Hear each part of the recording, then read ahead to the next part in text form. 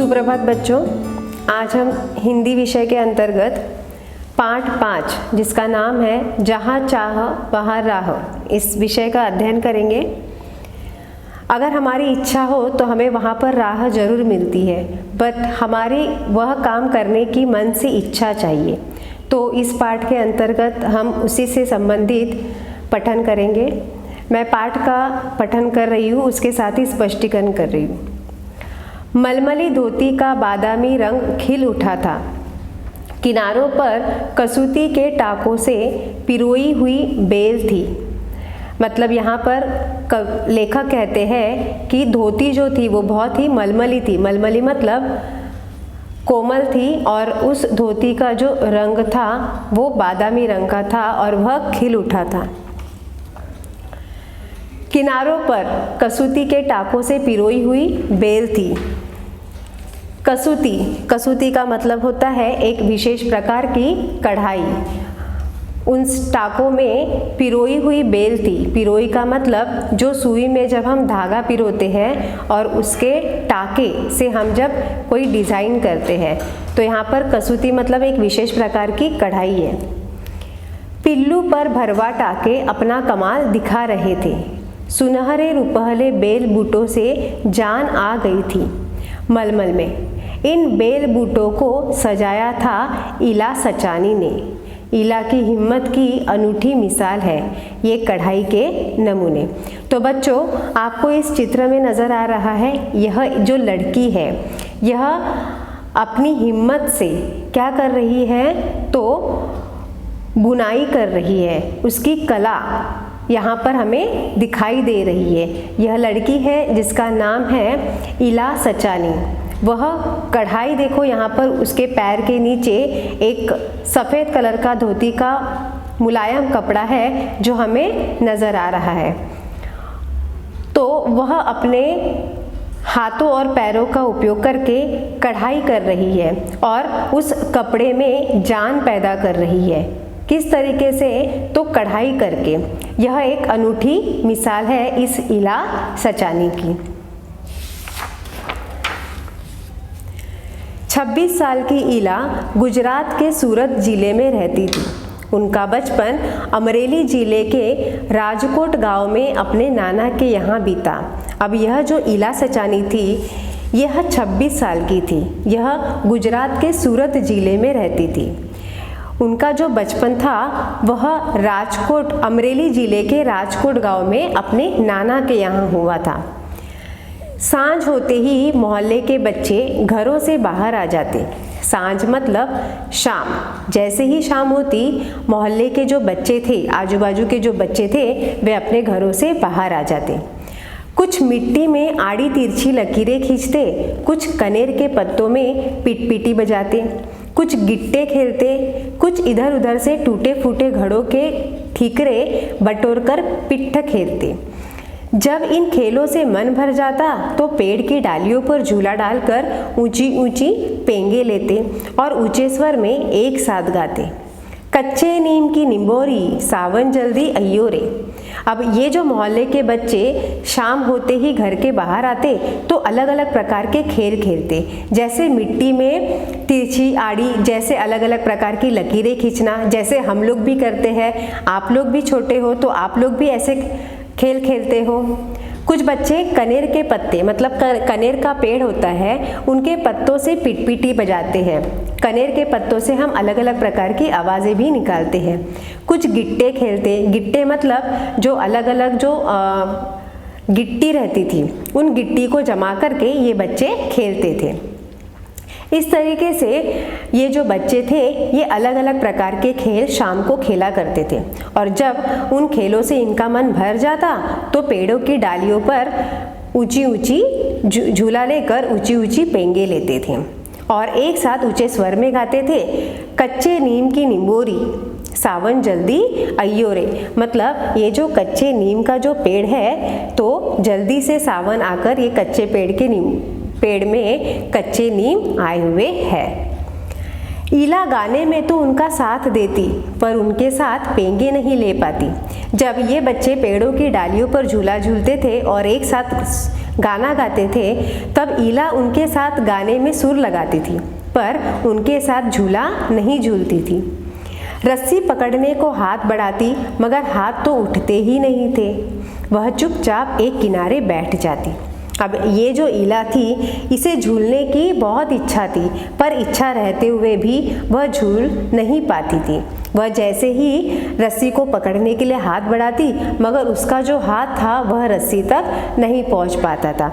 आखिरकार अपनी इच्छा को मारते हुए यह ईला चुपचाप एक किनारे बैठ जाती। मन ही मन सोचती, मैं भी ऐसा कुछ क्यों न कर पाती हूँ। बच्चे भी चाहते कि ईला किसी न किसी तरह तो उनके साथ खेल सके। अब वह मन ही मन ईला सोचती थी कि मैं यह सारे काम क्यों नहीं कर पाती हूँ। ये बच्चे, उसके जो मित्र थे, वह भी यही चाहते थे कि हमारे साथ ईला सारी तरीके के खेल खेल सके। कभी कभार वह पकड़म पकड़ाई और विष अमृत के खेल भी शामिल हो जाती। साथियों के साथ जमकर दौड़ती, मगर जब धप्पा करने की बारी आती तो फिर निराश हो जाती। ये जो ईला थी अपने मित्रों के साथ कभी कभी पकड़म पकड़ाई का भी खेल खेलती थी। जब दोस्तों को दौड़कर पकड़ने की या धप्पा देने की बारी आती तो वह उन्हें धप्पा नहीं दे पाती थी, तब वह बड़ी निराश हो जाती थी। धप्पा देना मतलब, जब देखो बच्चों आप आउट खेलते हो, पकड़ा पकड़ी खेलते हो ना, तो पकड़ा पकड़ी में आप क्या करते हो, किसी को आउट करते हो। आउट करना मतलब उसे जोर से पीठ पर धप्पा देना, धप्पा देना मतलब आउट करना। तो इसी तरीके से ईला अपने मित्रों के साथ खेलती थी, पर धप्पा देते समय वह उसमें असमर्थ रहती थी। हाथ ही नहीं उठेंगे तो धप्पा कैसे देंगी। वह बहुत कोशिश करती, पर उसके हाथों ने तो जैसे उसका साथ न देने की ठान रखी हो। ईला ने अपने हाथों की इस जीत को एक चुनौती माना। अब उसकी यह जो आशा थी वह निराशा हो गई थी। वह बहुत कोशिश करती थी अपने हाथों को उठाने का, पर उसका हाथ उसे साथ नहीं देता था। मानो ईला ने अपने हाथों को एक चुनौती दे दी थी। उसने वह सब अपने पैरों से करना सीखा जो हम हाथों से करते हैं। ईला ने तो जिद करके बैठी थी कि नहीं, मुझे तो कुछ करना है। तो ईला ने सोचा कि अब मैं सारे काम अपने पैरों से करूंगी। जो काम मैं हाथ से नहीं कर सकती वह काम मैं भी पैरों से करना सीखूंगी। दाल भात खाना, दूसरों के बाल बनाना, फर्श बुहारना, कपड़े धोना, तरकारी काटना, यहाँ तक कि तख्ती पर लिखना भी। उसने एक स्कूल में दाखिला ले लिया। दाखिला मिलने में भी उसे परेशानी हुई। उसने वह सब अपने पैरों से करना सीखा जो हम हाथों से करते हैं। दाल भात खाना, दूसरों के बाल बनाना, फर्श बुहारना, कपड़े धोना, तरकारी काटना, यहाँ तक कि तख्ती पर लिखना भी। अब ईला जो थी उसने तो जिद कर रखा था कि मैं जो काम हाथ से नहीं कर सकती वह काम मुझे पैरों से करना है। अब हम खाना किससे खाते हैं? हाथों से। पर उसने क्या सोचा कि मैं दाल भात भी पैरों से खाऊंगी, दूसरों के बाल भी मैं पैरों से बनाऊंगी, कपड़े भी मैं पैरों से धोऊंगी, तरकारी काटना, ये सारी चीज़ें जो मैं हाथों से नहीं कर पाती हूँ अब मैं वह पैरों से सीखना चाहती हूँ। उसने एक स्कूल में दाखिला ले लिया। दाखिला मतलब प्रवेश ले लिया। दाखिला मिलने में भी उसे परेशानी हुई।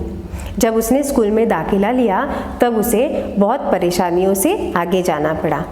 कहीं तो उसकी सुरक्षा को लेकर चिंता थी, कहीं उसके काम करने की गति को लेकर। जब वह स्कूल में दाखिला लेने गई तो अलग अलग बातों से वह परेशान थी। कभी किसी को लगता कि वह उसकी सुरक्षा कैसे कर पाएगी, और कभी कभी उसकी गति को लेकर चिंता होती थी कि वह काम अपने कैसे फटाफट करेगी। किसी काम को तो वह इतनी फुर्ती से कर जाती कि देखने वाले दंग रह जाते। कभी कभी वह अपने काम इतने फटाफट कर लेती, इतने फुर्ती से कर लेती थी कि आगे वाला उसके काम देखते चौकन्ना हो जाता था। पर किसी किसी काम में थोड़ी बहुत परेशानी तो आती ही थी। वह परेशानियों से आगे घुटने टेकने वाली नहीं थी। अब ये जो ईला थी इसे जो काम धीरे आता था, मतलब जिस काम में वह समर्थ नहीं होती थी, पर फिर भी वह हार नहीं मानती थी। वह सारे काम करने में समर्थ रहने का प्रयास करती थी। वह कभी परेशानियों से झटती नहीं थी। उसने 10वीं कक्षा तक पढ़ाई की। वह 10वीं की परीक्षा पास नहीं कर पाई। ईला को यह मालूम न था कि परीक्षा के लिए उसे अतिरिक्त समय नहीं मिल सकता है। उसे ऐसे व्यक्ति की सुविधा भी मिल सकती थी जो परीक्षा में उसके लिए लिखने का काम कर सके। अब उसने 10वीं तक तो 10वीं तक की कक्षा की पढ़ाई की, पर 10वीं की परीक्षा पास नहीं कर पाई क्योंकि ईला को किसी का साथ नहीं मिल पाया। उसे यह नहीं मालूम था कि परीक्षा के लिए उसे अतिरिक्त समय नहीं मिल पाएगा क्योंकि उसकी गति धीमी थी और उसकी गति धीमी के कारण वह पेपर नहीं दे पाई। पर उसे यह भी नहीं पता था कि उसे किसी अन्य व्यक्ति की सुविधा मिल सकती थी। अगर उसे पता रहता तो वो किसी अन्य व्यक्ति को लाती थी परीक्षा में पेपर लिखने के लिए। यह जानकारी ईला को समय रहते मिल जाती तो कितना अच्छा रहता, है ना। अगर ईला को पता होता कि मैं परीक्षा में पेपर जल्दी नहीं लिख पाऊंगी, इसीलिए मैं किसी अन्य व्यक्ति को लेकर जाती हूँ, तो काश वह परीक्षा पास हो जाती। उसे इस बात का दुख है, पर यहाँ आकर सब कुछ खत्म तो नहीं हो जाता ना। पर उसने हार नहीं मानी। उसे दुख हुआ, पर यहाँ तक ही उसकी लड़ाई नहीं थी। उसने हार नहीं मानी। उसकी माँ और दादी कशीदाकारी करती थी। उसकी माँ और जो दादी थी वो अलग अलग प्रकार के नक्शी काम करते थे। उन्हें कशीदाकारी आती थी। कशीदाकारी मतलब जो कपड़े रहते थे उन पर अलग अलग धागों से नक्काशी करना। वह उन्हें सुई में रेशम पिरोने से लेकर बुटियाँ उकेरते हुए देखती। अब ये जो ईला थी ये अपनी माँ और दादी को सुई में रेशम का जो धागा था वह पिरोते देखती थी और उस कपड़े पर जो रेशम के धागे से कढ़ाई करते थे उसे उकेरते हुए भी देखती थी। उकेरना मतलब जो हम लोग कढ़ाई करते हैं, जो हम कपड़े पर कढ़ाई करते समय अगर मानो देखो, जब हम पेंसिल से जब पेपर पर लिखते हैं और जब हम गलत शब्द लिखते हैं तो हम क्या करते हैं, हम इरेजर से उसे इरेज करते हैं, है ना। तो उसी तरीके से जब हम किसी कपड़े पर कढ़ाई करते हैं और वो कढ़ाई जब हमें निकालना होता है तो हम उसे उकेरते हैं। उकेरते मतलब उसे निकालना। तो ये सारी चीज़ें ईला अपनी माँ और दादी के साथ रहकर देखती थी। न जाने कब उसने कशीदाकारी करने की ठान ली। यहाँ भी उसने अपने पैर के अंगूठों का सहारा लिया। अब उसने मन ही मन ठान लिया कि जैसे मेरी माँ और दादी कशीदाकारी करती है उसी तरह अब मैं भी कशीदाकारी का काम करूँगी। और उसने अपने पैरों के अंगूठों के सहारे कशीदाकारी का काम करना चालू कर दिया। दोनों अंगूठों के बीच सुई थाम कर कच्चा रेशम पिरोना कोई आसान काम नहीं था। क्या बच्चों हम कर सकते हैं ये काम?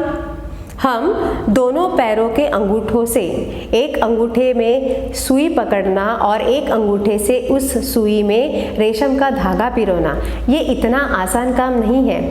पर यहाँ पर ईला ने वह काम बड़ी आसानी से कर दिखाया। पर कहते हैं ना, जहाँ चाह वहाँ राह। मतलब कि यहाँ ईला की जिद थी। ईला ने अपने मन ही मन ठान लिया था कि उसे कशीदाकारी करना है। तो इसीलिए यहाँ पर यह शब्द यूज़ किया गया है, जहाँ चाह वहाँ राह। मतलब कि ईला को कुछ करने की चाह थी। वह मन से सोचती थी कि मुझे कुछ तो करना है और उसने उसमें सफलता प्राप्त की। उसके विश्वास और धैर्य ने कुदरत को भी झुठला दिया। उसको खुद पर विश्वास था और उसने अपने धैर्य से, हिम्मत से यह काम कर दिखाया। 15-16 साल की होते होते ईला काठियावाड़ी कशीदाकारी में माहिर हो चुकी थी। काठियावाड़ी कशीदाकारी मतलब ये कढ़ाई का एक प्रकार होता है। और 15-16 साल की जब ईला हो गई थी उस समय वह इस कढ़ाई में माहिर हो चुकी थी। मतलब वह इस काम को बहुत अच्छी तरीके से करना सीख चुकी थी। किस वस्त्र पर किस तरह के नमूने बनाए जाए, कौन से रंगों से नमूना खिल उठेगा और टाके कौन से लगे, यह सब वह समझ गई थी। जब वह 15-16 साल की थी तब उसे कढ़ाई के बारे में सारी जानकारी प्राप्त हो गई थी। वह सब कुछ समझ चुकी थी कि कौन से वस्त्र पर, वस्त्र मतलब कपड़ा, कौन से कपड़े पर किस तरीके के डिज़ाइन बनाए जाए, कौन सा कलर किस कपड़े पर खिल कर उठेगा, यह सारी बातें वह बहुत अच्छी तरीके से समझ गई थी। एक समय ऐसा भी आया, अब उसके द्वारा काढ़े गए परिधानों की प्रदर्शनी लगी।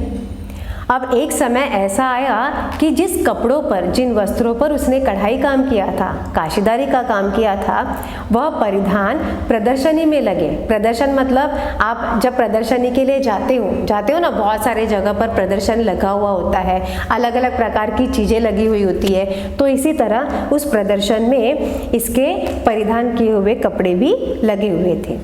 इन परिधानों में काठियावाड़ के साथ साथ लखनऊ और बंगाल भी झलक रहा था।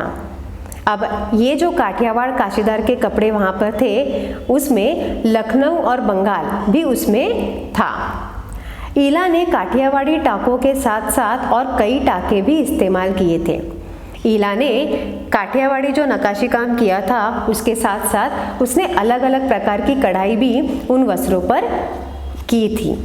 पत्तियों को चिकनकारी से सजाया था, डंडियों को काथा से उभारा था, पशु पक्षियों की ज्यामितीय आकृतियों को कसूती और जंजीर से उठा रखा था। कढ़ाई करना हमारे बस की बात नहीं है बच्चों। कढ़ाई करना बहुत कठिन काम है और वो अच्छों से नहीं होता है। पर यहाँ पर ईला के जिद की वजह से ईला ने अपने खुद पर विश्वास रखकर, उसके जिद की वजह से उसने यह काम करके दिखाया और वह उसमें सफल हो गई। पारंपरिक डिजाइनों में यह नवीनता सभी को बहुत भाई। ईला के पांव अब रुकते नहीं हैं। आंखों में चमक, होठों पर मुस्कान और अनूठा विश्वास लिए वह सुनहरी रुपहली बूटियां उकेरते थकती नहीं थी। अब यहाँ पर ईला को इतना खुद पर विश्वास हो गया था कि उसे पता था कि अब मैं ये सारी कढ़ाई, किसी भी प्रकार की कढ़ाई हो, मैं बहुत अच्छी तरीके से कर सकती हूँ। और जब उसे कोई बूटियाँ उकारना होता था तो वो बहुत सरलता से वह बूटियाँ उकारती थी। तो इस तरीके से ये सब काम करते समय उसके आँखों में एक चमक रहती थी। ये काम करते समय उसमें एक बहुत उत्साह रहता था और उसके होठों पर मुस्कान रहती थी। बच्चों, जब हम कोई काम करते हैं तो जब हमारे आँखों में उसके प्रति चमक होती है और हमारे चेहरे, तो हम उस काम में ज़रूर सफलता प्राप्त करते हैं। ऐसा ही कुछ इस ईला के साथ हुआ और इस तरीके से इस पाठ में ईला की बहादुरी और ईला के हिम्मत के बारे में यहाँ पर बताया गया है। तो इसी तरह इस पाठ में हमने क्या देखा छात्रों कि किसी काम में सफलता प्राप्त करने के लिए उसके बारे में हमें चाह चाहिए, मतलब कि उस काम को करने के लिए हमारे मन में चाह चाहिए, उत्साह चाहिए, तो ही वह काम हम बहुत अच्छी तरीके से कर सकते हैं। यहीं पर हमारा यह पाठ समाप्त होता है। धन्यवाद।